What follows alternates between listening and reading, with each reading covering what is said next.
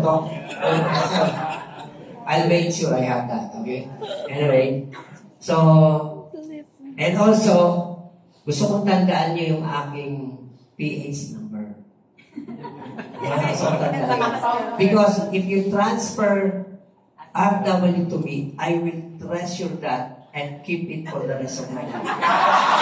So, tandaan niyo lang, okay?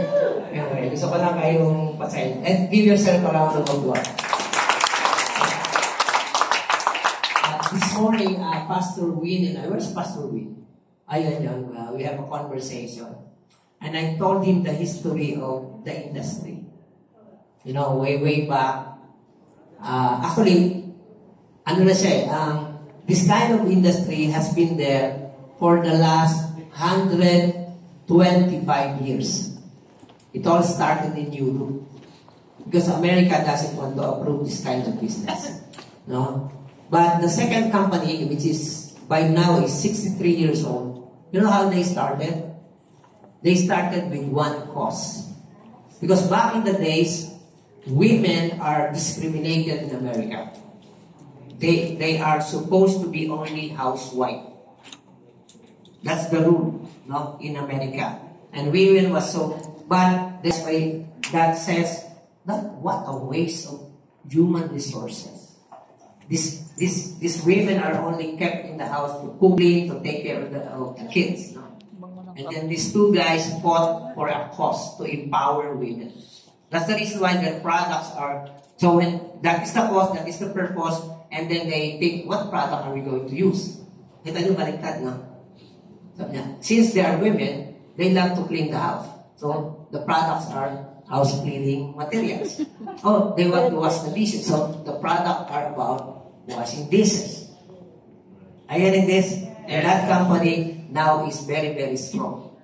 The reason why I'm telling you that, because today, after learning today, you will really see that, oh, this business is so simple. Yeah, you know the hardest thing to do in this industry is to make it very simple. You know, Doc Ann explained it eloquently. I want to copy, no?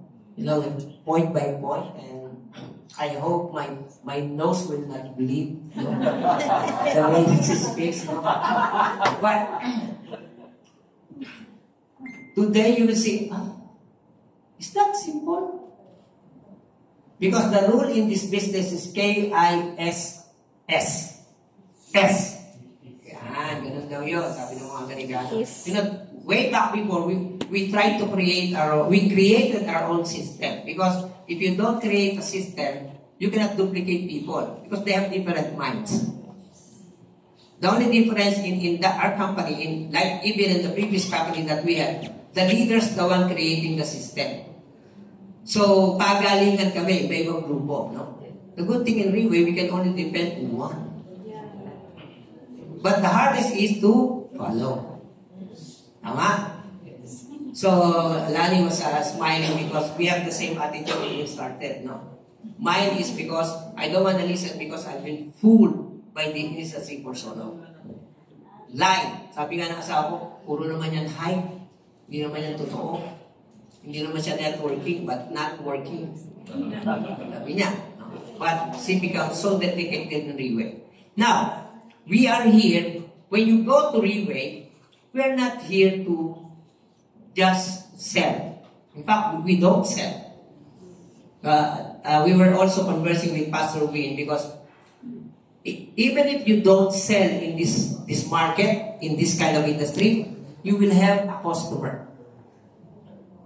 But if you just look for the customer, it's hard for you to build leaders because the mindset that you're making as a culture is about selling. Right, yes.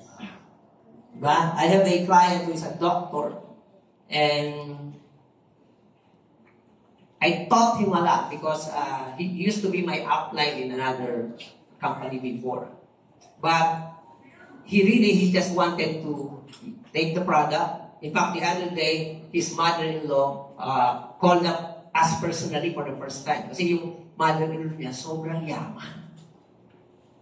When I brought my upline there, they were surprised that they have their own underground parking. with luxury cars below. No? But finally, the mother-in-law called us up. Doc says, Mona, my mother-in-law will call you personally because he gave to one of the officials of government who are suffering from something, and all of a sudden, that government official got well and now ordering from her. She's selling now.